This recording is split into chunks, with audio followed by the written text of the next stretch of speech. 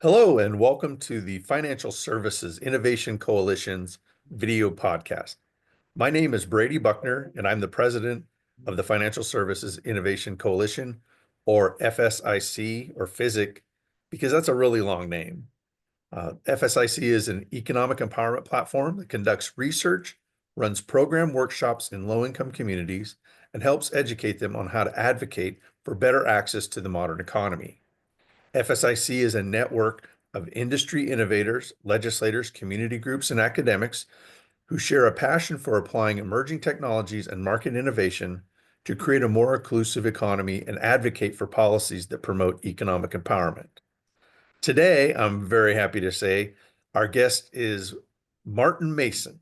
Martin is a business owner. He owns a trucking company, and he is a community activist, which is a little bit newer to him. Martin has been a great friend to FSIC for quite some time. But I want to get right into it. You can tell us a little bit more about yourself, Martin, but you know, you started the New Jersey Policy Initiative a few years ago, correct? Can you tell us how this came about? Sure. Actually, we started the New Jersey Policy Initiative. Brady, we had our first meeting in February of this year. So it hasn't even been a full year yet, believe it or not. Wow. Yeah, but I've known FSIC and your founding partner, Kevin Kimball, for longer. And the way that came about is um, we decided, my cousin and I, it's her trucking company. She brought me on 3 or 4 years ago after COVID. She had a tremendous trucking company, 10 or 12 trucks, doing really well. COVID hit. She had to downsize. She did everything she could to stay in business. She wound up with one truck and a desire to rebuild. And she asked me to come on board and help her out. Um, it, and that's what I did. I came on as a business development manager and partner in the trucking company. And one of the first things I did was I had her get designated as a minority woman business enterprise. I said, this will bring us, I promised her, this will bring us opportunity. And That's a designation from the government that gets it's like you're pre-qualified to bid for government contracts. Is exactly, that right? exactly. Okay. Yes, it's certified. It's under the big scope of disadvantaged business enterprise, and then you have veterans and women and blacks, and um, so so that's what we did, thinking it would give us some advantage, and we had a choice to make after we got designated. We could go after we go for a cannabis contract. Cannabis became legal in New Jersey. We could get a distributor's license where we would truck the product from the grower to the manufacturer, from the manufacturer to the stores. And that's the contract that we wanted, or that's the designation that we wanted within this whole New Jersey cannabis industry. So we started to do that, and we were met with some difficulties that we just couldn't understand. And I was talking to a good friend of mine one day and telling him about all the problems we were having negotiating this cannabis stuff. And These are issues with the governing body, the state, that's correct? right. That's right. What had happened is they said there was going to be a limited number of licenses. They were first going to go to minority businesses, designated minority businesses. That's why we got the designation. And previously incarcerated on the charge of marijuana, a limited number of licenses would be available, and almost 50% of those licenses would go to these people who had gotten this designation. So we had some leverage. And in cannabis, it was a little bit different because it's state legalized, but not federally. So if you want to get involved in the business, there's certain things that you have to take into consideration, such as banking, such as if you're storing this product, can you get a landlord who's willing to take the risk? Because at any time, the federal government could come in and say, hey, this is illegal and shut you down, take his property. So there's a lot of hurdles to overcome to be involved in this. But what happened is because there were a limited number of licenses, we had a lot of people contact us who wanted to partner with us, who had already solved these things. In fact, we had a town in New Jersey, the town attorney called us and said, our mayor wants a cannabis in our town. and we would like to have our own license, but the odds aren't good for us. Not as good as they are for you because you're a minority and you're a woman. So we would like to partner with you in all these problems we already have solved. We have a place for you to go. We have banking. We'll take care of all of that, Wow. right? So that was one of many people who had contacted us. Well, to make a long story short, when we got to the end, when it was about the time to award licenses, there was a change. The governing body made a change, and the change was everybody gets a license. So nobody needed us anymore. Our leverage was gone. And we had some time, money, effort into this, getting this license, preparing ourselves, meeting all of the criteria. And in the last minute, it was pulled. So we were livid. And along the way, I was speaking to a friend who used to work as on the Hill in Washington, D.C., was a chief of staff for a government official. And he had Right. a friend who did the same thing. And he said he knows something about cannabis on a national level. Maybe you should speak to him. And that was Kevin Kimball. So that's how I got introduced to Kevin Kimball and FSIC. So along the way, Kevin guided me. He was a shoulder for me to lean on, gave me information. And that was the extent of it. We became friends through this whole thing. And then I turned my focus to government contracting. And again, I'm just Let me ask you this. sure. How many times did Kevin tell you what you didn't want to hear? Because he's famous for that. One of the first things he said was, "Man, maybe you don't want to get this designation." I said, "Why not?" He said, "He said it's like a target on your back, wouldn't you say?" He said, "If they don't want to do business with you because you're African American or a minority, now you're going to put a flag on your back saying I'm a minority. What do you think, Martin?" He didn't. But anyway, Yeah, he's famous for that. yeah. So, So but so he's usually right. he's So, usually right. anyway, sorry to interrupt. Go That's ahead, Brady. okay. So I turned to government contract, and again, Keevan's a friend. I'm not involved with FSIC in any way. I'm just talk to Keevan and become a friend. So he says, "What are you doing now?" I says, "We're going into government contract." And he said, "Oh, okay, it's good. What are you thinking?" And I said, "Oh, they have these big contracts. They're building this tunnel, and from New York to New Jersey, the biggest project in the country. They've got the JFK Airport's building another, Newark Airport's building another, all this stuff's going billions and billions of dollars of contracts right here in my backyard." I said, "So that's what we're going after." He says, "Oh, great." About 3 days later, he calls me up and he says, "Martin, did you read the New Jersey Disparity Study?" And I said, "No, I haven't." He said, "Well, I emailed it to you. Read it and call me back." So I read it. It crushed my world. Yeah, that was shocking. We've been in this business of trying to make things non-discriminatory when it comes to delivering contracts and awarding contracts. And what we've run into over and over and over and over again is you just can't believe it, that the African Americans in particular, let's just talk about that group. They're 13% of the country, right? Soon to be 14. Yep. And in almost every case, they were getting less than 1% of the contracts, even though there were plenty of contracts available. So sorry if I'm stealing your thunder, No, no, no. That's but fine. we were That's fine. just, so when you came around and were willing to take on this issue at the state level, we were just delighted. And so, Well, what drove me to do that actually was not the numbers, believe it or not. So I found out here in New Jersey that 10% of the eligible businesses, qualified, eligible businesses for government these are contract, African American business owners that is were, These are African American business owners, African Americans specifically, I'm talking about. and they were qualified to do the Qualified, work for these 10%, contracts. 10% qualified, So they right? couldn't say, well, we couldn't find anybody, which No, in the they're case. there on the books, Okay. qualified, ready to go. Of the 10%, even though we made up 10% of the eligible businesses, we got 0.14% of the contracts. Well, that's 0. $14 for every $1,000 of contracts. Thereabout. It's like that's like Thereabout. it was a mistake. It sounds like a mistake that somebody got anything at all. You know what? And I know who got it, and I don't mean this in a disparaging way at all. But if it came to cleaning up the site or cleaning up the bathrooms, then that's probably where that 0.14% got. But you certainly weren't going to be doing any of the real work that made the real money or made you a real viable business in another sense. Not Right. that janitorial services aren't viable. That it's really viable, right? It's a great business. My mother was in it. But So, this is your business. You know, right. the The trucking trucking industry. industry is my business, right? So there wasn't a shot I'd ever get any of these contracts. So, but here's what made me mad.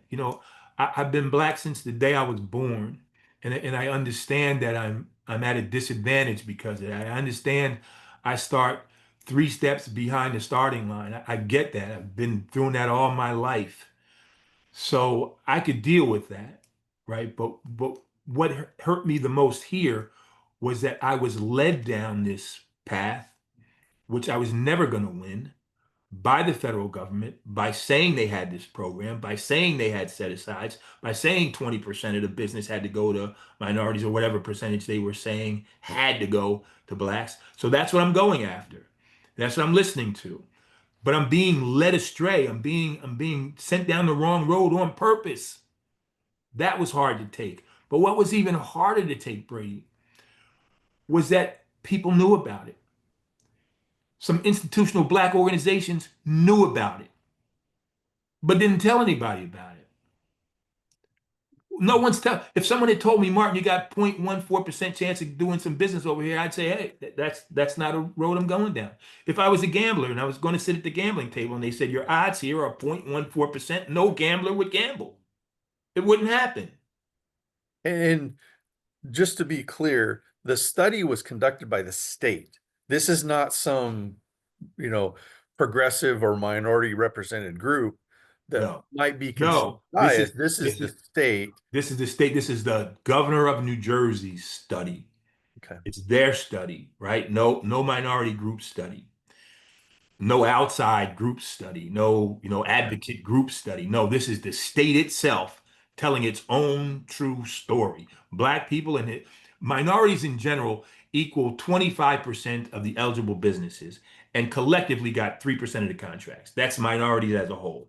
That's all Blacks, that's businesses. all businesses. All minority Okay. businesses together equal 25% of the eligible businesses and got 3% of the contracts.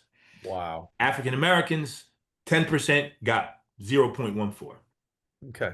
So this is the not the thing. I mean, this is a long process that you've gone through. And I think that you met up with Kevin and said, I've got contacts. I need to do something about this. Well, no, it's the other way around, actually. So I'm all upset. I called Kevin back and I'm all upset and I'm pounding the table and I just can't believe this. And he's letting me rant and just go off. And then he says to me in a calm voice, well, Martin, let me ask you something. I said, what's that, Kevin? He said, what are you going to do about it? And I stopped in my tracks and I said, wow, what am I going to do about it? I said, I don't know what I'm going to do about it, Kevin, but let me let me think about it. Next time I talk to you, I'm going to tell you what I'm going to do about it. So I thought about it. And I said, wow, there's got to be other people that feel the same way I do, or people that don't have the information yet. And when they get it, they'll feel the same way that I do. So I looked up a list. The government, it's public information. If you got these certifications, DBE, Women Minority Business Enterprise designation, it's public. So I Okay. looked it up, and there were 4,000 registered businesses who had this designation. 4,000. So I called up Kevin and I said, know what I'm going to do about it? I'm going to reach out to all these people because it's got to be someone that feels exactly the same way I do. And Kevin said, that's great. So I said, I'm going to write him an email and tell him everything that's on my mind. He said, yeah, you might not want to do that, Martin. He said, because people won't read all that email. He said, why don't you do it maybe 4 or 5 emails, a little bit at a time. And so that's what I did, and that's how I got started. I wrote that list of 4,000. The first question was, hey, did you know? First email simply said to 4,000 registered businesses, hey, did you know about this New Jersey disparity study? If not, here it is, and here's what it says, right? And I let that sit for a week. And then I sent them a second email, and I said, hey, did you know that on a federal level, on a federal level, the numbers are very similar. African Americans get 0.5% of government contracts. Still less than a half of 1%, zero point 0.5 on a federal level. So this is systemic. This isn't just New Jersey. Yeah. This isn't just states. This is the entire country. Yeah, and you never hear about this. This is one of those things that I was somewhat impressed by the state of New Jersey for putting out the study, for doing the study, number one, and then putting out the real numbers as opposed to going, yeah, we're not going to put this out or something. So a lot of states won't do that study because they don't want people to know how bad it is. I I, mean, I think the I think people we of those states, the African Americans, the Hispanics, the non-whites are tax-paying people. They are business owners. yes. They're community leaders. They do all these things, and yet they're not getting their fair share. And if somebody says, well, life isn't fair, get a helmet, I say, yeah, said everybody who ever had the advantage. So it isn't fair. And it's nice that we're hearing about this, especially considering the day and age we're in. And the fact that you did something about it has been just miraculous to us. Most people don't Brady. have the energy or that they just are beaten, you know? Brady, it's like this. If you are thrown in the middle of the ocean and you are drowning, then what you will do is tread water. And that's all I'm doing, treading water. I have not heard that one. That is really good. It's what the deeper we got into so I do this, I talk to these people, I know about this, and then I found some other information out as I went along, and as I talked to Keevan, and as I was brought up to speed with what was really going on in the country, in the state of New Jersey, which is the focus. State of New Jersey, another study, again, this is a governmental study, not some outside entity. Government study said that pre-COVID, the median family net worth for white families in New Jersey pre-COVID was $355,000. Median family net worth for whites, $355,000 That, pre-COVID. For blacks and Hispanics, less than 20,000. 355,000 family net worth versus 20,000 net worth for blacks and Hispanics. But then they did a post-COVID study. In the post-COVID number, they found that the median, and right now to this day, the median family net worth for white families in the state of New Jersey is $655,000. Their net worth doubled, $655,000. For blacks and Hispanics, it's $14,000. It's gone down. So black people, black families, and Hispanic families in the state of New Jersey have a net worth of $14,000. it That's sounds not, like if they had a car that's paid off, a newer car that's paid off, that would be it because that is not home value. I Where have a most car. of people's net worth comes from is the equity that they have in their home. One of my cars is paid off. It's a 2018 Volkswagen Tiguan, and it's worth around $13,000. So the median family in New Jersey, black family in New Jersey, is worth a 2018 Volkswagen Tiguan. And in some cases, it could be the value of a 401k or something like that. It's not that Yeah, it's home folks have ownership. this money sitting in a bank. No, no, not at Some all. do, but not many. No, but right. When we looked at that income disparity, and from that you can extrapolate, right? You can figure out, so if you have a net worth of $655,000, you can probably go to a restaurant, probably buy a car, probably send your kid to a decent school Go on vacation. with Yeah. new clothes, go on vacation, right? You can keep the maintenance of your house, keep your lawn cut, the house painted, right? All that good stuff, right? And at $20,000 or less, there's not a whole lot you can do at all.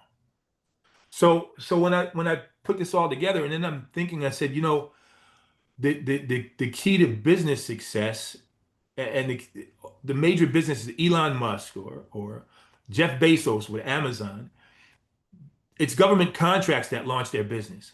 It's government contracts that are at the nuclear of their business. They're allowed to expand and dream and do other things because they have these major government contracts. So if you want to build a strong business and have a legacy business that you're going to pass on to your kids, you need government contracts.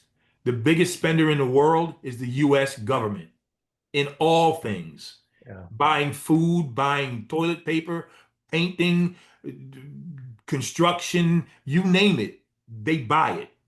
And you think they'd spread that around to and have safeguards in place so that the usual suspects weren't getting all the contracts, but it's actually the opposite of that. In fact, I wrote an article and it was talking about the robber barons, and it's very hard to find an example where they weren't either in business with the government or actually didn't get big loans or grants from the government.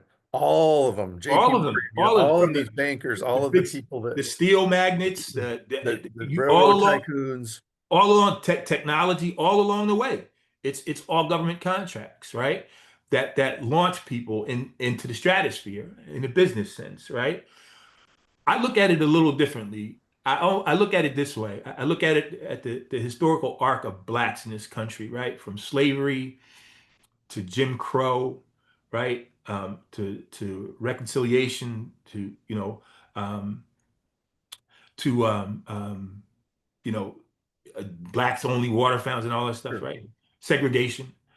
And I think about it and I say, so when you were a sharecropper, we've gone from slavery to being sharecroppers, right? Where you're working somebody else's land. You work, you make some money, but you're basically paying them back your money, right? So where we've come to this day and age in 2025 is, like you said, well, here I'll use New Jersey as an example. 45% of the population's minority. So in theory, 45% of the tax base are minorities. In theory, 13% of the tax base are African Americans. So you work, you pay your taxes get taken by the government, go into things like government contracts. In theory, they should be hiring you back, right, for your tax dollars, and your tax dollars should go back into your community, right? You make money, send your kids to school, you buy groceries, you buy food in your community.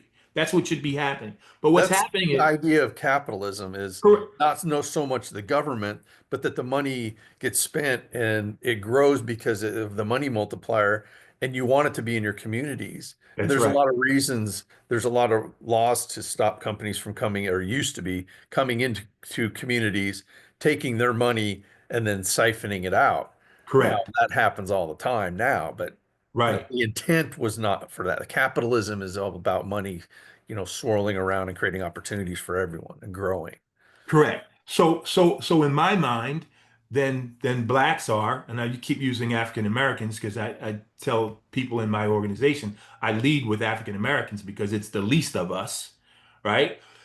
The other Hispanics and Asians, we got like 1% or 1.2% of the contracts. We got 0.14. So I lead with African Americans because it's the least of us, and traditionally, everything that comes from for all minorities comes from African Americans' efforts, right? So we've been through this, we've done this, we're the least, right? So we're the edge of the point of the sword, right? So I use this blacks, but so we pay taxes, we work, we pay taxes. Those taxes go to a construction project. All of the construction companies are white. They make the money, goes back to their communities, they keep their houses clean, they have new cars or whatever, they're living a good life, and we're left with nothing. So, how different are we from when we were sharecroppers or slaves? We're still working, making money, and a piece of that money is going to serve somebody else, not us. That's the reality, right? Yeah. From the big picture reality, your tax dollars are going to serve somebody else in their community, in their kids, in their future, and not yours. So you're working in a percentage of what you work for. Yes, when you were slaves, 100% of what you worked for went to somebody else. Now, 30% of what you work for, or 20%, whatever the tax numbers are, go to somebody else and you don't get it. It doesn't come back to help you or yours. So anyway, Brady, Yeah. all of this went on, and I wrote to these people, and I started the New Jersey Policy Initiative, and I didn't know what I was doing. Um, Kevin told me, well, the first thing you want to do. I mean, every step of the way, Kevin had to tell me, what should I do next?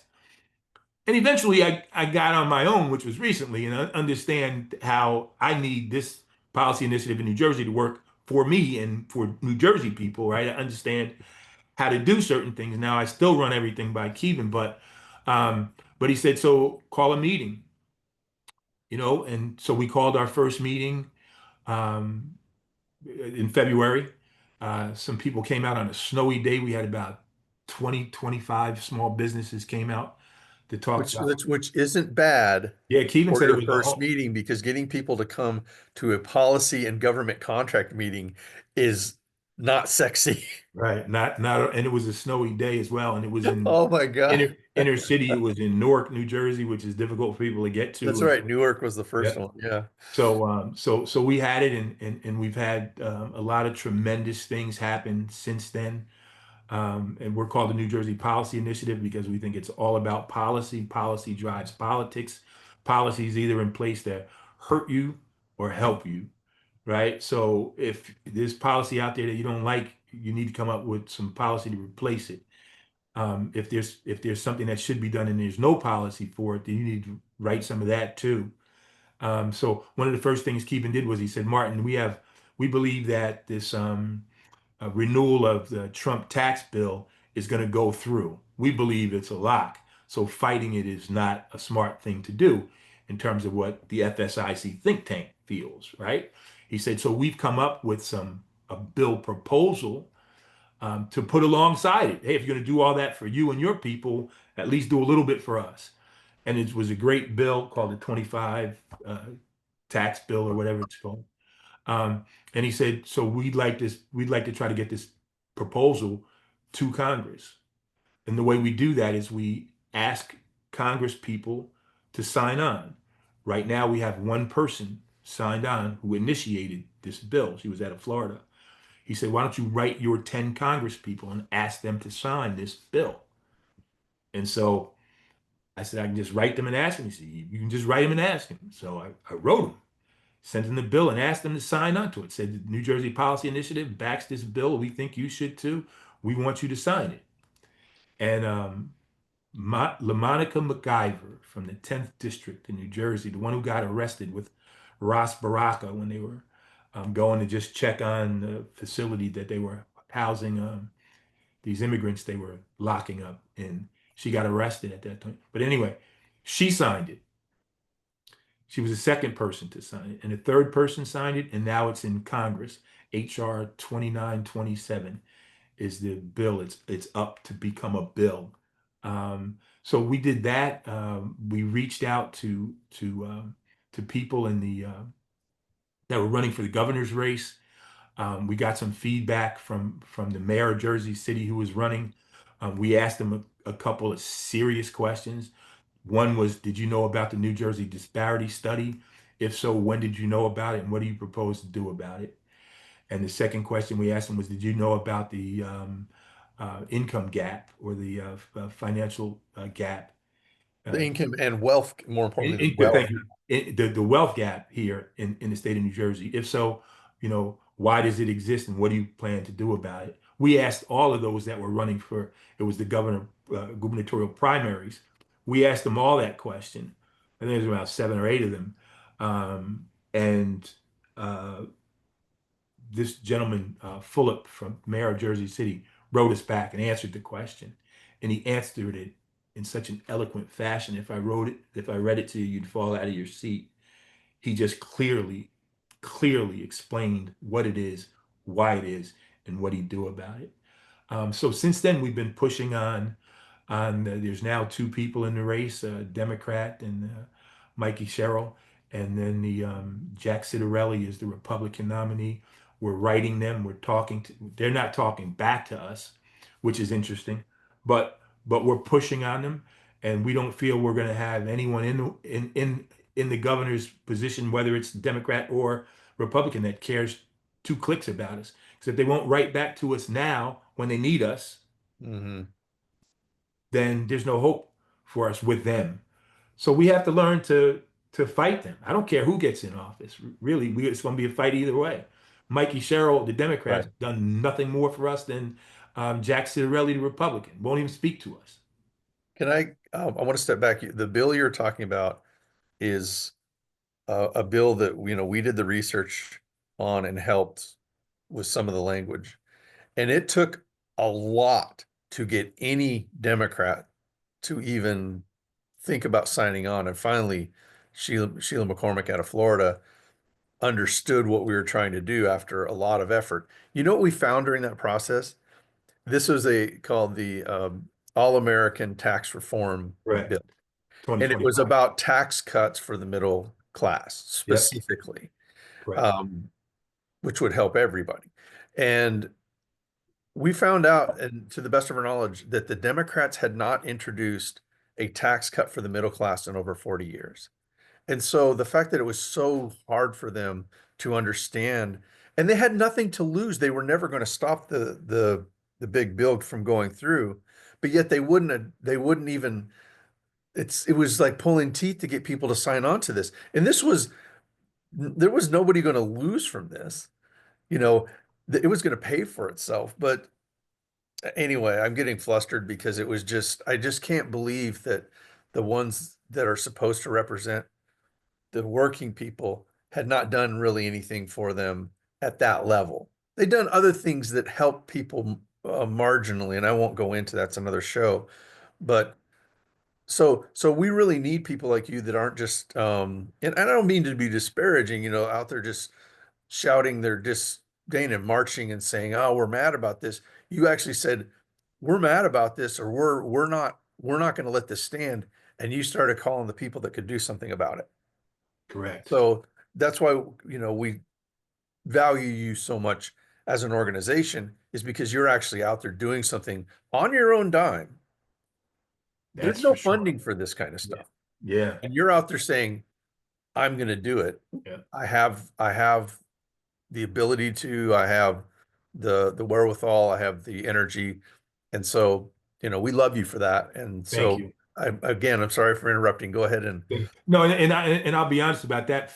Financially, yeah. I mean, we funded everything. A meeting in Newark, it was at a nice restaurant, and we bought the food and the time, and all of these different things. Kevin came up on his dime, on your dime for to meet with us that day, and so yeah, that's a big thing. But the time, when I'm here back here in my office working on stuff, and my wife who recently retired is there wants me to watch television with her, and I'm just buried under here doing work. Yeah, money's super important, and I know it's a big thing with people donating and all that, but I could just use some help, period. I could use somebody to type an email, send some emails or make some phone calls. right. Just anything would help. But no, you're completely, when you do this, if anyone out there decides to do this, you're going to be by yourself for a while. But the first time somebody starts, and I'm starting to get a lot now because we're doing a lot more, but I'm getting people who are just thanking me to no end for doing what I'm doing. And it's, you know, it's rewarding. So That's by and large will be the payout that you get. I know we're not looking for a payout, but we do things for a reason. We want to see a result. I'd like to shift gears just a sure. little bit, if you don't mind. Yeah. You know, the thing that happens a lot is people are so used to getting nothing, and they're so used to their voice not mattering because there's too much money in politics. What would you say to them? Why should they get involved as opposed to no, nothing ever matters? That's why I'm not getting involved. Why should they get involved? And what would you say to them to get them to say, do something? You don't have to give up your life. You don't have to spend all your money for this, but you need to do something and become some kind of a community leader and support us, if nothing else. So to speak about that a little bit. Well, I would say the first thing I would say to people is this, is that the most valuable thing you have, if they stripped you naked and took everything that you own from you, you still have value. And that value is your citizenship and your right to vote. When you think about these billionaires who are running things and determining what our future is going to be, they're putting all this money into this. Why are they putting the money into it? What's happening to the money? The money is going to buy votes. So, so yeah, we could do battle against the billionaire. They don't have any more influence than we do in this American system. If you come together and vote If you come together, if I send when I send a letter, the more signatures I have on it, the more weight it has when it meets that politician who works for us. Right. They work for us. And that's what Kevin has drilled into my head. And that's what I've become to understand. And that's why I really do what I do. And that's why I do it with force. Because they work for me and you. They work for us. And we need to tell them what to do. Don't ask them what to do. Don't wait on them to do something. That's not how it goes, right? The way it goes, if you can do one of two things. You can be like cattle and just go along, or you can be a leader. You can do something about it. You can guide your own future. You can determine what happens. You can literally determine what happens in your future by stepping up and saying, I'm here, I exist, I'm a citizen, I have a right to vote, and I'm going to sign this letter. And guess what? If you don't do what I ask you to do, we'll find somebody who'll do it. Now, by yourself, your signature alone doesn't mean a whole lot. But when you send a letter with 100 signatures, 200 signatures, 500 signatures, what a politician sees is 500 signatures times 100. He sees 500 signatures times 10. That's 50. That's, you know, 5,000 votes, right? So that's what they see. That's what makes them move. I'm not mad at politicians for being politicians. I'm mad at common people for thinking their vote doesn't mean anything. Right. I will say this, at the national level, it really does feel like the billionaires are buying the elections because by and large they are. We get to vote with dollars and they have more dollars. However, at the local level, these things really matter. And the roots of Project 2025, designed by the Heritage Foundation and some of this current administration's biggest advisors and allies, and it's been over 50 years in the making for them to do, and they started at the local level. They wanted people to win school board seats, parks and recreation seats. They wanted their people and everything, and they put energy behind it. So that's what we're saying as FSIC is that, you can have an impact locally, absolutely. And that's what you're saying. And so I appreciate that you came to that conclusion and are Right. acting on it. And it truly is a trickle up theory, right? So we got that tax bill. Kevin said we should present it. We presented it along with signatures. I had maybe 40 or 50 signatures on the letter we sent to our Congress people saying we want you to do we're behind this and we want you to sign on to it. And so someone signed, and it went to Washington. So we were Now, which rep was that? um, LaMonica MacGyver, Okay, I want to make New sure her name's Jersey's out there. 10th district. Okay. She signed on. She was the second person to original signers on that bill. And we did it. New Jersey did it. New Jersey sent it, and New Jersey was instrumental in getting it to Washington, D.C. That's the reality. I went from being an angry truck company owner to within 3 months gathering a group of people, giving them an idea, showing them what's going on, getting them behind it, getting them to sign, and getting something in Washington in 3 months. Yep. And it's still live. I mean, it takes an amazing amount of energy, time, and money to get a bill just to committee to get it through legislative council who actually writes the language of the bill. To get to there is a lot. And with your help, we've done it in this case. Correct. We're very realistic, but sometimes you have to introduce a notion and then 10, 15 years later, it will happen. You have to keep fighting for that. And a tax cut for the middle class, if people are against that, we're going to hang it around their necks. We're going to make sure that they wear that they don't get away with it. Um, anyway, I get passionate about this, so sorry for stealing No, you and me time. both. We're on the same page. So I got one more question, I think. I have a lot more questions. Actually, two. What do you hope to accomplish and what do you believe will happen in the future as a result of your good works? I know that you believe something will happen. It may take my lifetime, your lifetime. This is a lifetime battle. We understand that. What is it that what do you want to accomplish and that you'll see in the future and go, yeah, that was maybe not worth all the effort, but it was worth something. No, I really think, and I'm already starting to see things. I think it doesn't take much, and I think it's a forever fight. It's not gonna be where I'd like us to be in my lifetime. I know that, but along the way, some things can happen, and some things are already happening. I had a meeting yesterday, and I had a Zoom call meeting, and I had on the meeting the Port Authority of New York, New Jersey. They have a program called LBE, Local Business Enterprise. It's an amazing program, right? Where people are held accountable that I discovered when I got invited to talk about it. I had I had a banker on from PNC Bank. He's an Indian guy, Robindra. I can't think of his last name. Rob, we call him. Rob is the branch manager of Madison Avenue, their flagship bank, and he's a community guy. Like he's a real community guy. He spends 1 or 2 days a week in the branch and the rest of the time in the community trying to help people. And he's helped a tremendous Wow. amount of people. And then also I had on there a Dr. Jeter, who I met on a panel Kevin had a couple of weeks ago.